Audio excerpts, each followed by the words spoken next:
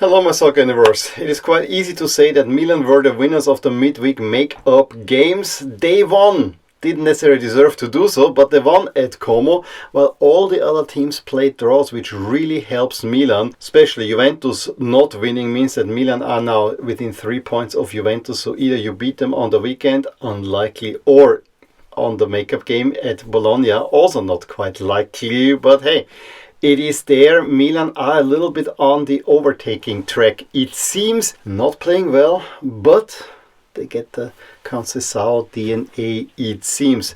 And then the other draw between Inter and Bologna also allows Milan to overtake Bologna for now, but also has huge implications for the title race. I mean, Napoli are the other huge winner out of these three games, because Inter and Atalanta are dropping points. I think the points drop even mean that Atalanta are more or less out of this title race. And then the other wrinkle, of course, is there's still the Mercato is open. Nothing really confirmed yet, but seemingly Colomuani is going to Juventus. Huge signing for them, I would argue. And it's still Marcus Rashford on the radar for Milan. How that is resolved in an Okafor situation, whose move to Leipzig is now not happening, has to be seen. And then there's of course Garnacho, another player for Manchester, who is about to join Napoli, making up for Kvaratskhelia moving to PSG. In a way, not as great of a player, I would argue, but much needed oomph up front for Napoli. But let's leave the Mercato aside. Let's review those three games that happened in the midweek.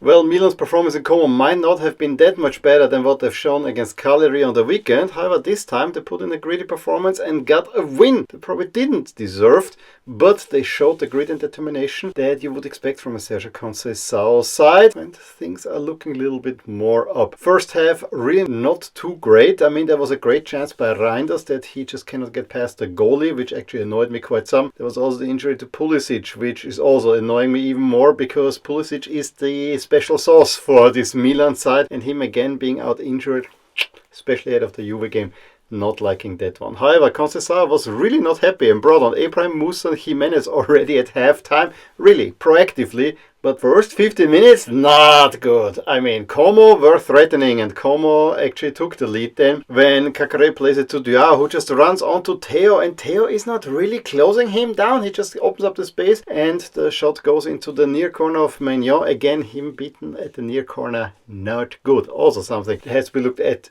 And at that moment, to be honest, I thought, oh, this is gonna be another loss, and we're sliding squarely into crisis. However, it took only 11 minutes until Theo Hernandez got an equalizer after a corner kick. It was a really weird shot that I think it doesn't even hit right, but it goes into the net. So all that's needed, he makes a little bit up for his mistake onto the goal that Milan conceded, and then it was an open game again, and Abraham finds Leao, who makes a brilliant finish to finish the game off at 2-1. Yes, Balotto, who had come out, missed more or less a sitter as well, cannot connect there, so it could have gone another way as well, and I think the draw would have been more representative of what the game was. However, it's 3 points for Milan, much needed 3 points for Milan, and with everything else going around them, this was actually a really good result.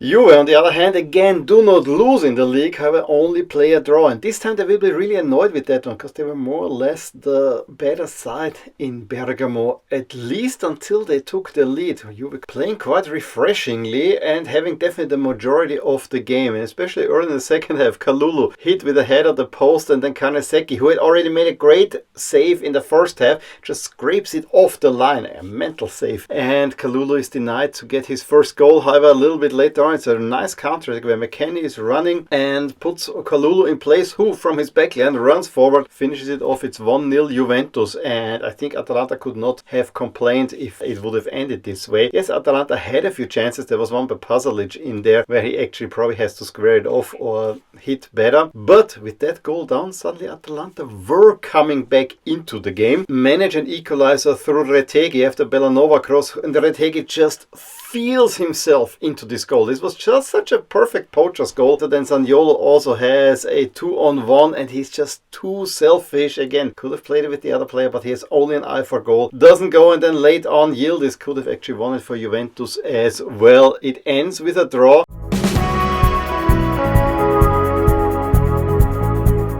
And then there was also a quite significant draw between Inter and Bologna, setting up the weekend quite nicely in the process as well. However, I would argue that Bologna probably should have even won the game. Very early on, Moro shot is deflected by Sommer onto the post. A little bit later, Moro shot is then deflected by Castro into the net in the 15th minute. And this was all fully deserved. However, with the first real counter-attack, via Thuram, Di Marco ends up taking a shot that is then tapped home by Dumfries to get an equalizer just a few minutes later. Then the game ebbed and flowed. I felt that Inter had a little bit more the upper hand, but not really as convincing. And on the other side, Bologna also missed a chance. However, then it's a Di Marco cross again that Lautaro puts into the net just before the halftime break. However, second half, again, it is Bologna who came out, and Holm gets his first ever goal for Bologna to get the equalizer. Again, chances on both sides. Taremi once cannot connect, but however later on Castro also had the chance to win it for Bologna. It is a tie that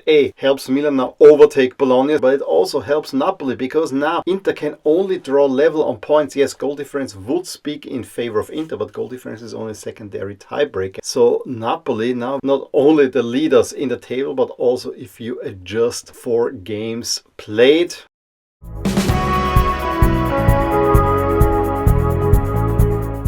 Well, as I said, Napoli and Milan are the big winners of these three games. Napoli now sit 3 points ahead of Inter. Goal difference speaks for Inter. However, if Napoli win the head-to-head, which with a win at home against Inter they would do, that settles it. However, it also has to be said, Inter the best away team, whereas Napoli are not as strong at home. So that game is not a foregone conclusion. However, you would trust Conte to maybe pull something off.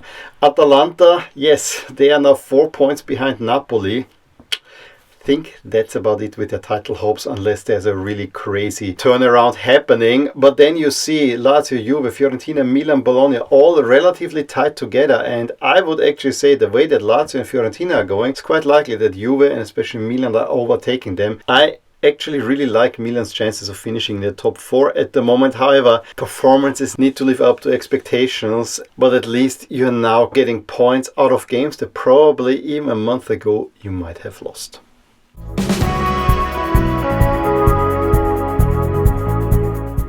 And so this sets up a really massive weekend quite nicely. We have Saturday, 6 o'clock, Juve against Milan. Honestly, gonna be a draw, probably even a dreary one, because neither team really can afford to lose this one. Should Juve lose this one, Milan have the head-to-head over them. Same thing goes the other way around, and also then you open up a huge gap to Juventus. It's very likely that this ends up being a draw, I would say. Atalanta-Napoli, yeah, that is a must-win game for Napoli, because you have Inter at home to Empoli, and that's a much easier affair. Also, watch out for Monza at Bologna. I sense a slight turnaround at Monza. However, this Bologna team is also finding its form. I also find the Friday evening game between Roma and Genoa quite an intriguing one, especially the way Genoa have turned it around as well. And then we also have pretty big matchups in the relegation battle between Cagliari and Lecce, and of course Parma and Venezia. So pretty big weekend that will potentially tell us a little bit more of where things are going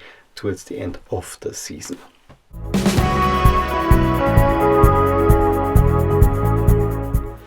So that was a rare midweek video from me from Serie A. However, I think the results were important and there were all the big teams involved, so it definitely made sense to make this video. Please let me know what you thought about these games.